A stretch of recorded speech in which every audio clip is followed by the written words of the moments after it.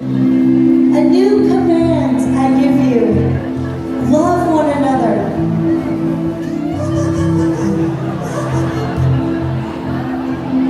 What a revelation. Go ahead and love one another. Go ahead and love one another. See Jesus inside your neighbor. See him in the poor. See him in the hungry. See him in the hurting. See him in vision. See him in adoration. See him in the heavenly realms. Love one another, he says. I have loved you, so you must love one another. He says, behold the lavish love of the Father. Abba. His lavish love on you. That's why we're here. Are you here because of his lavish love? Did you just come to give him just a holy offering of worship? Days and nights and days just living inside the heart of God and abandoning your heart inside his heart. And tonight he's going to commission you. He's going to commission you to go to the ends of the earth for the sake of love, for the sake of the kingdom of love. And this kingdom breaks the chains. It breaks the chains of all your fear. It breaks the chains of all your anxiety. It breaks the chains of an orphan spirit. This love that he's talking about, this love that he showed you when he got low and he just got so low and he just started washing his disciples' feet. I believe he just got low and he kissed their feet and he just said, I love you so much. I'm not afraid to get so low and go so slow and just see you for who you are. You know, he knew some of them would deny him. He knew some of them would fall away when he needed them more than anything, and he still just got so low and just loved them. He loved them to death. He loved them to death. He says, behold this love, that all men will know that you are my disciples if you love one another. I feel like Holy Spirit wants me to tell you a story about love. I lived for the last 35 years among the poor of the earth, and it's my great joy and my delight. I'm a worshiper first. I'm worshiping as I speak to you. This is my worship. My message, my life, my affections are worship. That's why I don't need to transition. Like, it's all about worship. Living a life that isn't just worshiping with your words, but worshiping with your being. Your being just given to God. We were living in Indonesia, and it was a powerful time. It was this powerful time of worship, and God just spoke to me. Abba spoke to me, and he said, Heidi, I want you to go so low. I want you to go slow and low, and I don't want you to preach from a platform. I just want you to go low and slow and give everything away, and just one outfit to wear and one to wash. It was one of the most precious seasons of my life.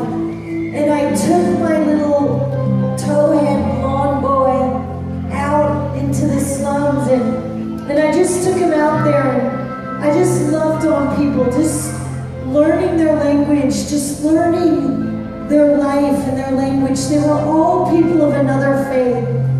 And it was just this little life, just taking my little guy out there and just walking the streets and eating and sleeping and drinking with the poor of the earth. And one day, they gave us this crazy, awesome offering. And it was this cutest, most adorable little duck. It was a little fuzzy duck. And that duck was so beautiful, and it was such a beautiful sacrifice, like a love gift to my son. And my son loved that duck. He loved that duck so much, and I remember him, he was just so excited about this beautiful little duck. And he just loved it, and he petted it, and he just kissed it, and he loved his little duck, and he loved his duck, and he loved his duck, and he just loved his duck, and he loved it, and he loved it, and he just loved it so much, he squeezed its little neck, and he killed it.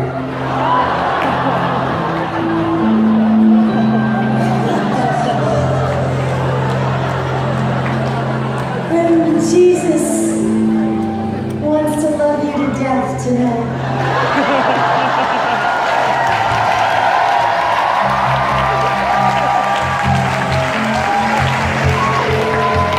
He just wants to love you to a place where you're so surrendered. Where he just kisses you to death. Where he just loves you to death. Until your life just becomes worship and love poured out on the earth. You don't care where you go. You don't care what your profession is. You don't care where he sends you.